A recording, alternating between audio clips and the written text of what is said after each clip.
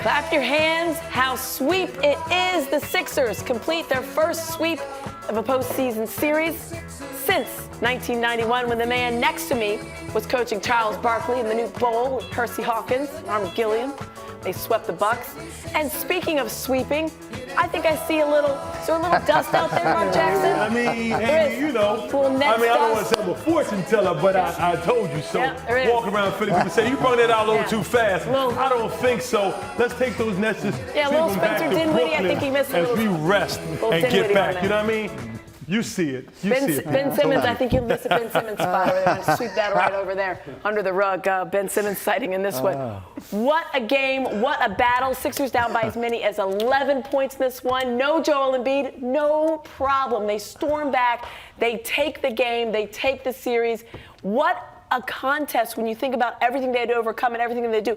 Defensively, Jim, this might have been their best effort of the season. Yeah, I have to say, a sensational effort by this team. And I speaking for all of us, I think we thoroughly enjoyed it with Sixer fandom out there. That was really a serious win. I mean, there was some points there at the end that the Nets got, but essentially they held them to about 35 points in the second half, give or take. Garbage points I'm not going to throw in there, Mark Jackson.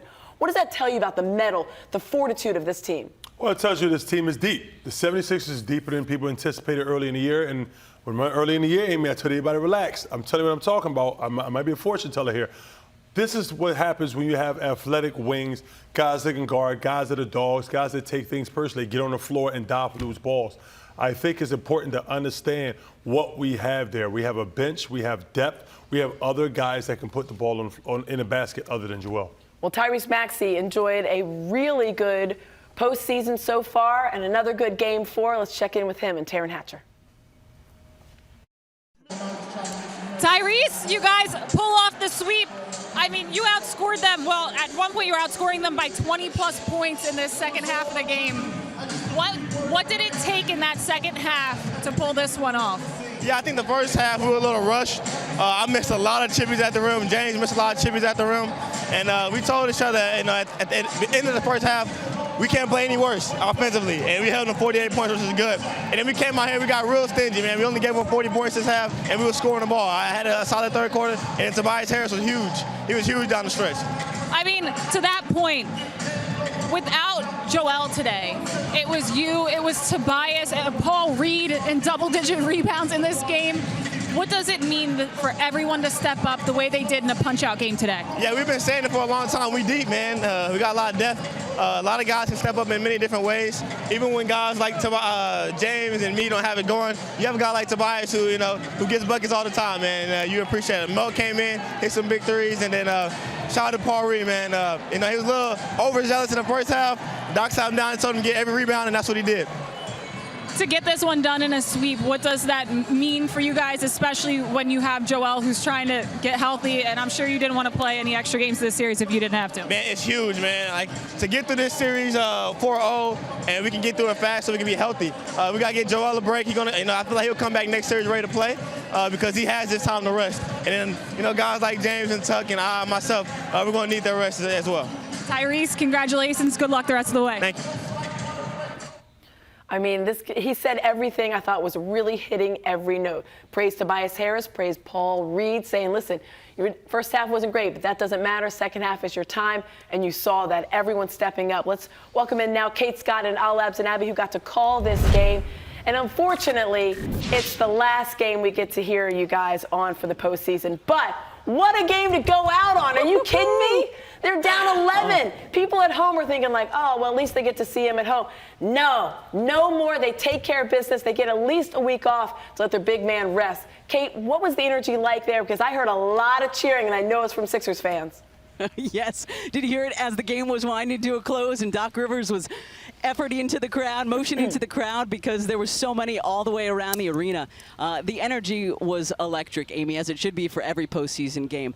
Not quite Wells Fargo Center energy, but it was great. And all, as we talked about at the start of the game, The Sixers know they can win without Joel Embiid. Obviously, it looks very different, but as Tyrese said to Taryn post-game, this one was so important. None of us wanted to talk about it just in case there was a Game 5. But now to get this extra time off, Boston has at least a couple more days that they're going to have to play. The energy was awesome, and this was a huge win. Have your work help you out, and I think that's what the Sixers did. They did their work early. They took care of the Nets the way they were supposed to in 4 games. Don't play any extra games. I'm reminded again of last year's first-round playoff round with the Raptors and how we struggled with them as well. So let's make sure that you don't have to play any extra games, not one more than you have to. Guys, let me first say I want to offer a congratulations. I thought you two guys did a sensational job this year, not just for Sixer fans, but myself. Really, really enjoyed your work. Thank you. Let me ask this, a little bit of poetic justice here. You know, when certain guys get like beat up, you know, sometimes it's hard for me like to lay back. But how about the 2 key guys here? You have Tobias Harris, I mean, coming up huge, and Paul Reed, supposedly, what are they going to do at backup center? Well, not only do you need backup minutes from your center, you need starting minutes from your center. How about the performance of these 2 guys in this game? Well, I thought it was huge, right? We talked about the supporting cast, how the Sixers have depth, and that is going to serve them well moving forward. But again, doesn't make a difference unless those guys that you call depth are contributing, right? So it's good to see guys being able to contribute, especially when you consider Joel not in the game, James kind of struggling shooting the basketball. Plenty of depth there for the Sixers. Yeah, and just going off of that, Coach, I'm just going to keep flashing back to the final practice the guys had a Friday ago, just before the playoffs started. And I had my eyes on Tobias Harris. He was so focused. You guys know, regardless of the sport, just looking at somebody's body language, like Tobias was so focused, James was so focused, Joel was so focused, as opposed to everybody else who's just walking in front of us left and right. But Tobias knows how big a contributor he can be. Paul Reed, as I mentioned, tweeted out earlier today, diamonds form under pressure. So all of these guys know how important they are, their pieces are to the big puzzle, and they came through massively today. Ollie, you need some backup down there, brother. You walking on some of your set We like need that. some help here, man. We need some help, obviously. I'm right there. Let me take my jacket off. Live I need TV, a Mark. box out. Can I get a TV. box out? Facts. Throw Yo, papers yo, at people. You mentioned the bench and the depth of this team. You know, Tobias this series has been so great. How can we get him steadying that pace in the next round when everybody's in a lineup?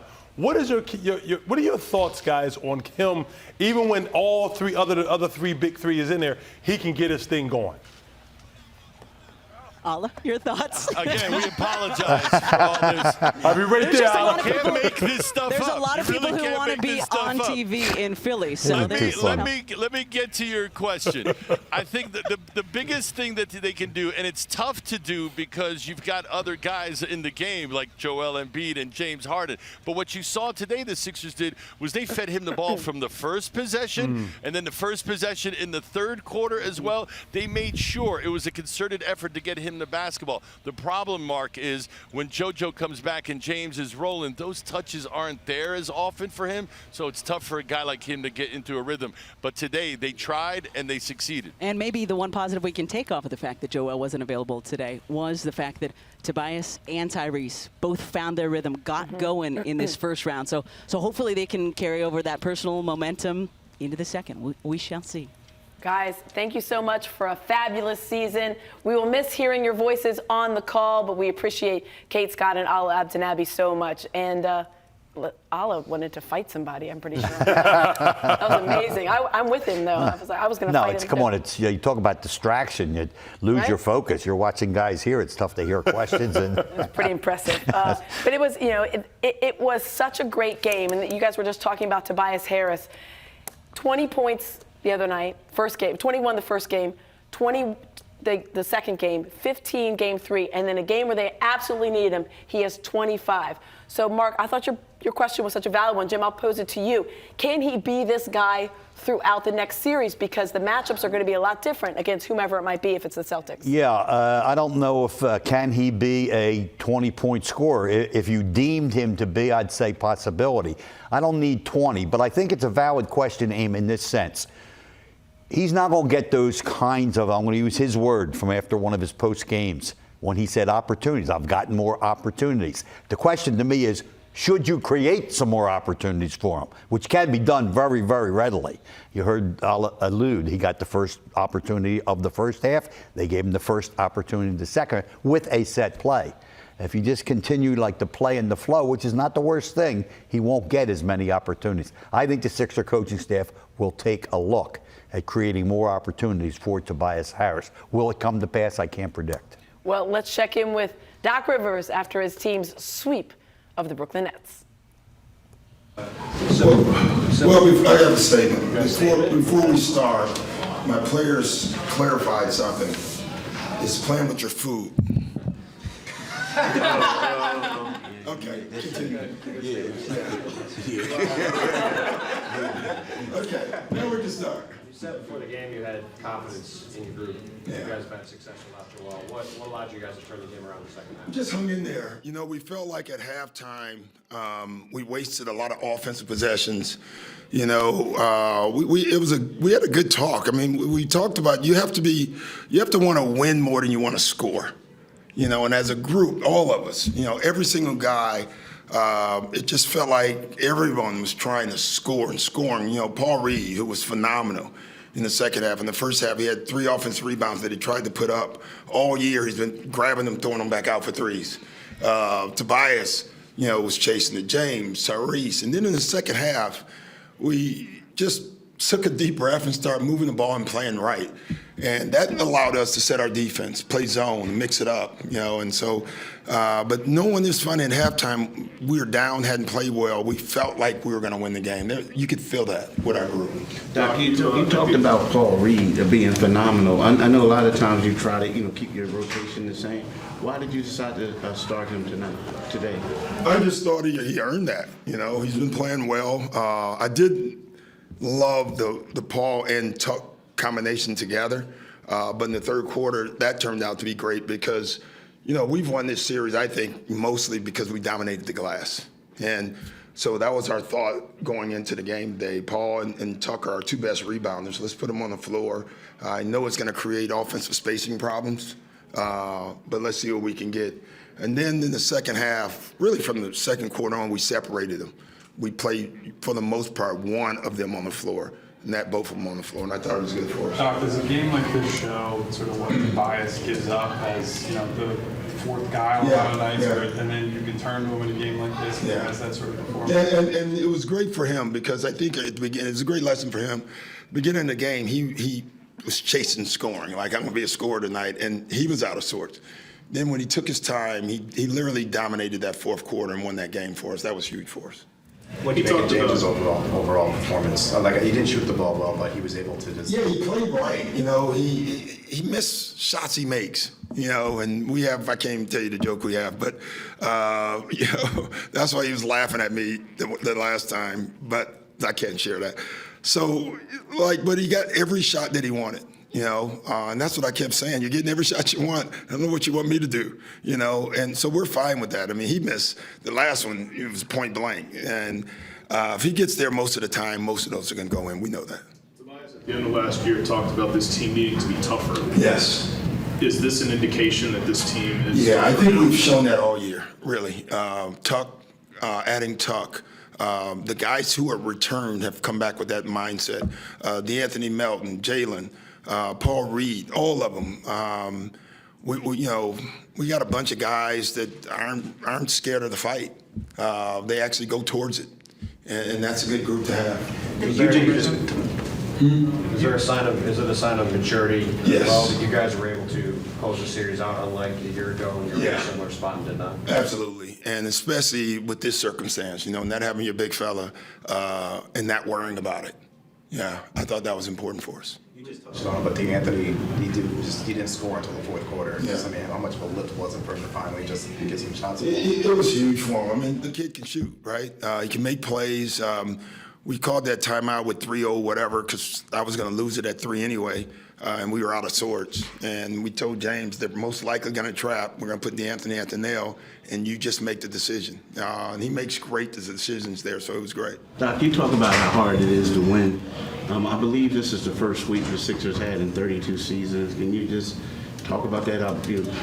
Yeah, having a sweep is hard. I don't think I've had one. I don't even know that, which is crazy that I don't know that. But I have had one. I looked it up yesterday. Wow, I didn't know that. I lied to the guys. I told them it was my first sweep. So it's hard, man. It's hard beating anybody 4 times. It's hard winning 4 times in a row at any point of the season. And then winning 4 times in a row against the same team that gets to watch you every game, it's just hard. And I'm just really proud of all our guys. When you look at the 4 games guys. cumulatively, where do you see PJ's fingerprints the most? Just all over, with his rebounding. I was happy for him because we couldn't have got him more wide open shots tonight. And tonight he just kept taking it. And that's all we said at halftime. PJ, you have not forgotten how to shoot, just keep taking them. And he did that. But he still, whether they go in or not, where he wins games is all the other stuff that he does for us. How big's he been for you guys, vocally, too? He's all 0. He was great down. There was a timeout. I think we gave up that in the third. I think we gave up a 2-for-1 and then a 3 or a quick drive. And the timeout, I stopped talking because PJ was talking so loud that I just let him take the timeout. He was phenomenal. But how big of a deal is it that you guys, you have PJ, you have James, you have Joel coming off an injury. You've got a huge break here. Yeah, it's nice. We got to try to keep our rhythm, which is important, but we get to heal.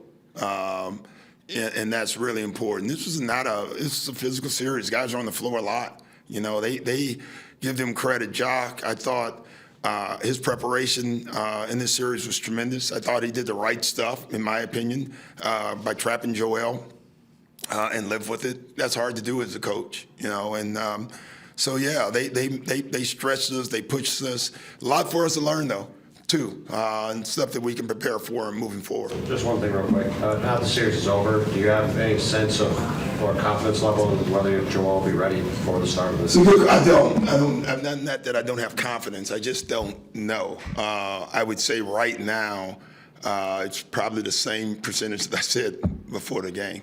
Probably 50% at best. Thanks, Coach. All right, thanks. 50% at best as far as what they know about Joel Embiid. The original reports are saying that he could be back as early as next week. That might change timeline-wise because depending on how long the Celtics and Hawks series goes, right now, Game 5 for that series would be Tuesday. We know it's going to at least go Game 5. If it's Game 6, that goes Thursday. So then the Sixers are buying themselves even more time. So everybody, channel your inner Atlanta Hawks fandom and just get your Trae Young jersey on and try to get that series going a little bit because the more time for the big man to rest that knee is ideal. That was why it was even more important to take care of the sweep. Not just because you want to get everything over with, but Mark, you could buy a lot more time. Now you're looking at least a week, if not more. Absolutely. More time to merrier. Let the big fella get some extra rest. And also let your team get rest. I know, everybody else finished the series in one piece, but it's little nicks and knacks that you got to be concerned about. And them getting fresh legs prepared for next round. But then on the other hand, I like rhythm. So, it can work both ways. But with that being said, I prefer for guys to go in healthy and figure it out as we go. Well, one thing that we were looking at, and we talked to it a little bit about, but let's expand upon it. That is the defense in the second half. It is our Colonial Nissan game changer, and rightfully so. Tobias Harris hit a three-pointer to put him up 14, a minute and a half to go. After that, I'd consider it garbage buckets. They basically held them to 30 points. They scored 10 points in the last minute or so. But 40 total points in the second half, including 15 in the third. That is a difference maker. Yeah, the defense in the second half was sensational. But again, I think it's fair to say we've seen this before from this team. Yes, this was a much larger stage playoff chance to sweep for all the obvious reasons. Very, very important given Joe's situation. But this team has risen to the challenge so many times. I have to say, I'm not at all surprised. Yeah, a big thing, we heard Tyrese Maxey say it too, is guys playing within themselves, not doing too much. And he said, Paul Reed, first half, not so great. You got to focus, play your game, and get on there, get those rebounds. career high 15 rebounds for Paul Reed. He was an absolute difference maker. But when you're looking at the defense, is it even more impressive that no Joel Embiid and they're able to shut them down to 40 points? Yes, Amy, because you're allowed to play aggressive on the defensive end on the wing because you got that anchor back there. When that anchor's not there, you kind of start second guessing, should you be as aggressive? And you start falling back, which lets the opponent gets easier shots. But this team was confident in their ability to stay in front of guys, rotate, scramble defense, and they had confidence in Paul Reed backing them up. Let's check in with Tyrese Maxey at the podium after his team sweep. Tyrese, this was the first sweep of your career, first sweep for your team in over 30 years. You said it took everything to get the win in Game 3. How much did it take to get 4 in a row? Everything times, however much we can times it with, but it was huge, man. Before I even get started, Paul Reed was huge, man. He not knowing that he was going to start to right before the game because no Joel. And then his first half, he was trying to get some putbacks in, and Doc told him as soon as we got to the locker room and at halftime, he said, look, man, just go out there and get every rebound, and then when the layup comes, you make it. And he had 15 rebounds. He got every rebound, and him and Tobias as well, so they were huge. Yeah, you mentioned Tobias. You called him an unsung hero before. Do you think this was, like, sung hero worthy? Yeah, this definitely wasn't unsung. He played his tail off. His communication out there. I said every time he's a pro's pro, and he's always here when we need him. And tonight we needed him. Guys couldn't get it going. I was missing layups. James was missing layups, easy shots. Melt was joking around about how he couldn't make a shot in the first half. But Tobias kept us afloat, and then he closed the game out for us. To do it without Joel, too. I mean, just, I guess, what were the biggest adjustments that you guys kind of made on the fly when you sort of figured out how they were defending you and to sort of let you guys take over in the second half? Yeah, I mean, I think the first half, we got really good shots. We got shots. We missed layups. We missed open threes. But one thing that really saved us was we held them under 50 points in that first half. And then to come back in the second half, and I think we gave up 40 points. I don't know how much it was. But we gave something like that. And then our offense kind of caught up. And that third quarter really helped us. The stops that we got, we was able to get out in transition, get some layups, get some threes, make a couple baskets, and that was big for us. Tyrese, I know you want to have all your players with you when you play, but then when you look back at this season and see how many games you guys played under man, do you look at that and say, hey, we really learned a lot from that and benefited from that? I think we did benefit from it. I mean, a lot of guys missed time. I missed a lot of time. JH missed a lot of time. The big fella missed. He didn't miss that much time, but he missed some time. So guys missed time, and guys have to step up. We've seen it. And shout out to Shake. He hasn't really played all series. He comes right in, gets right downhill, gets a foul on Patty Mills, and knocks down 2 big free throws, right to it. He didn't waste any time. And that's just a testimony to our depth. So we want everybody to be healthy. I think this is going to be big for us this week. We get some rest now. I think it's like a week or so. That's going to be huge. We got time to prepare our bodies, our minds, our scout and different things like that. And then we just have time for everybody to relax and decompress and get ready to handle business. Tyrese, what's different about this team from last year? I think we're a little bit more together. And then having a full year of James Harden. I mean, last time we went to the playoffs, I think we only played like 20-something games together. And no matter how talented we were, I mean, that's an extremely hard task to ask, especially from our point guard, the guy who has the ball a lot. So he didn't know as much. But I think this year, everybody's bought in. Everybody knows kind of like what we're trying to get to, what we're running. Everybody knows their roles, and everybody's bought in, I feel like. And, it starts with Joel, and he's the leader of this team.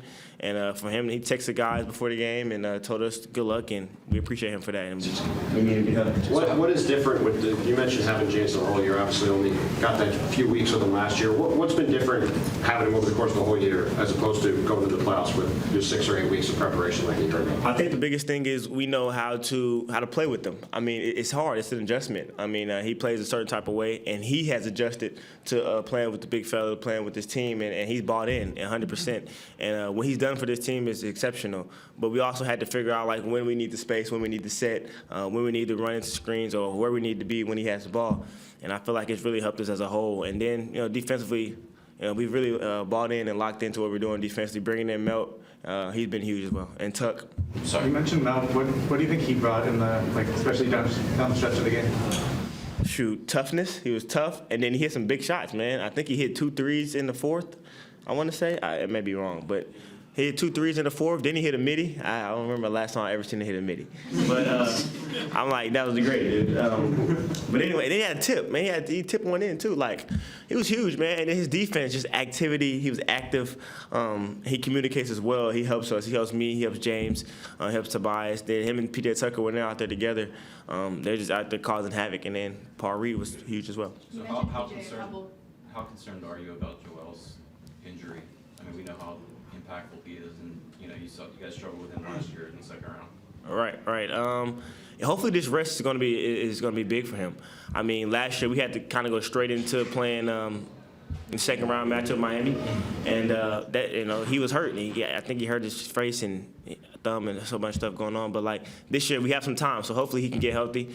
We're going to be praying for him, talking to him, and hopefully this rest is key for him. Doc said PJ took over one of the huddles down the stretch. Paul said that PJ pulled him aside at a couple halftimes in this series. What is PJ giving you that we might not see watching the game in those moments, in those huddles, in those conversations? It's this veteran presence, and it's like we know like playoffs is PJ Tucker time, but it's beside what he does on the court, man. Like, when he does in them huddles and what he does behind the scenes that nobody sees, like, we always see his offensive rebounds. We see his corner threes. We see his toughness on the court. But off the court, you don't see him pulling guys to the side like myself or P. Reed or even James or the big fella. You don't see him pulling guys to the side and coaching them and leading. We need that, and we appreciate him for that. He's been doing it all year, but he's really stepped it up come playoff time. And as he said, the playoff starts now. I guess that they didn't start this series, but he said it starts now. So.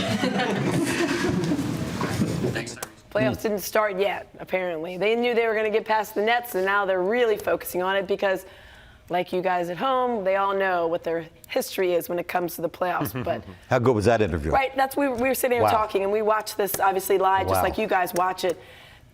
Tobias Harris praise, Paul Reed praise, James Harden praise. Tyrese Maxey sounds like he's been in the league for 10 years, the way that he talks. You couldn't give him a script to top that. Yeah, it's truly remarkable, and it just shows you who he is and who he represents to this team. Another big game for him. We talked about people stepping up, but when you have a guy like that as a coach, Jim, how great does that make you feel to know that here's a guy just in his third year, and he's already kind of really presenting himself and acting like that veteran? Yeah, it's one of the reasons, Aim, that this team has accomplished what they've already accomplished, and the potential for a really big time is out in front of them. When I look at these guys, I don't know every one of these guys like individually and all that well, but I dang sure can observe. And you have a collection of really, I think, special people that Daryl Morey and this coaching staff have put together. Elton Brand, that whole staff, everybody that has a hand in making these decisions. They've really assembled, I think, a special group of people. Well, you heard Tyrese Maxey talking about B-ball Paul. We've now named him Playoff Paul. There you go. What a game. What a second half for him. Let's take a look at his numbers. Career high 15 rebounds.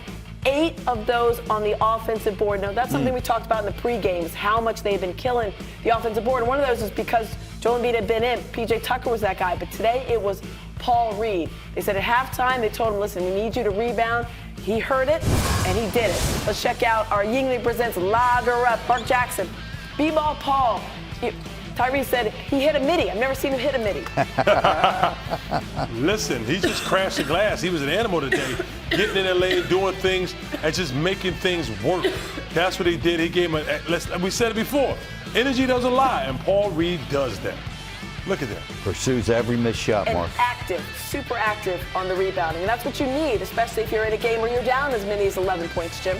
Yeah, extra possessions and easy, kind of field goals that you don't draw up on the board. Look at this effort.